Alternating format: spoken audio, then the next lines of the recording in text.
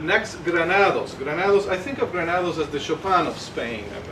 I'm always thinking of who can I compare them to. But I say this because Granados' music is very romantic and very expressive. And I can only think of Chopin as a composer that I would pair him with.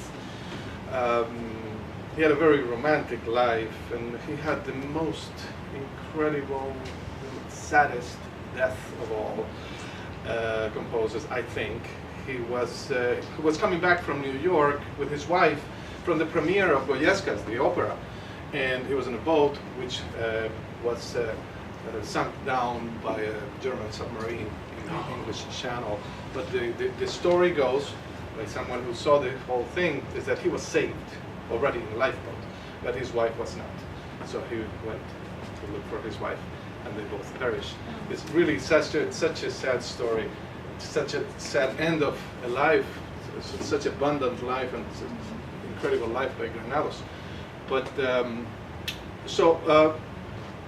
he is also a nationalist in that he uses folkloric elements from all over the country, and he creates music inspired by these elements. In the first piece that I will play for you today is the Spanish dance number 5, also called Andalusian dance.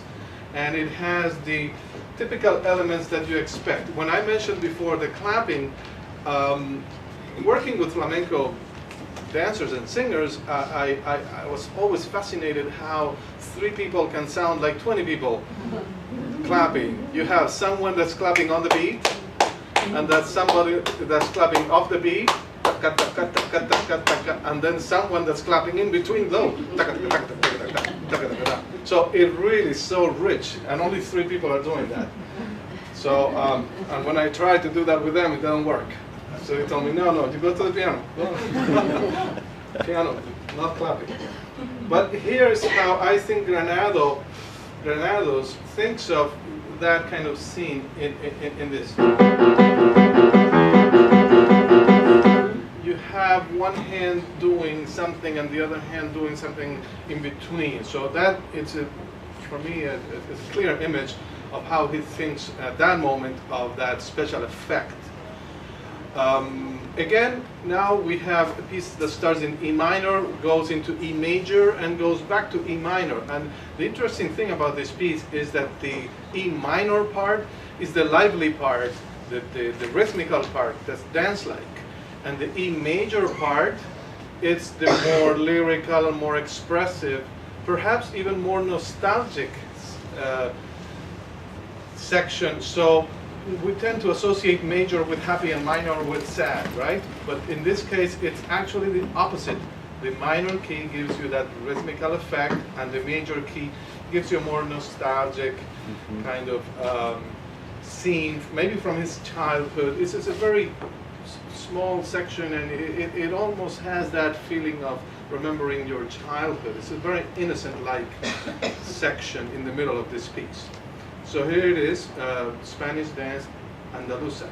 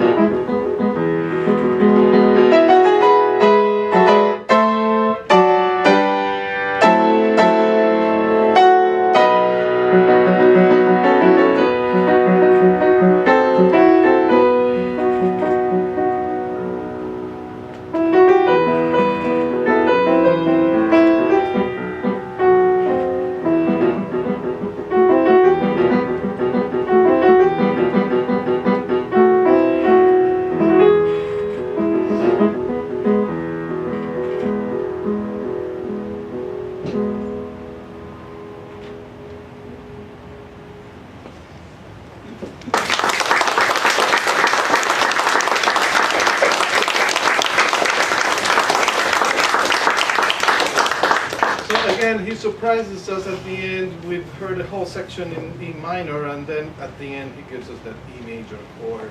So that duality of major minor is such a wonderful, wonderful thing. And the transitions from one section to another are so well done in general in Spanish music. I know I play some pieces that feel almost like a dream, like you're in a dream and then all of a sudden you're in a different dream and you didn't see the connection, how you from here to here. But that usually doesn't happen in Spanish music. The transitions are really wonderful. The composer prepares that next section really wonderful with the use of the two keys, major and minor.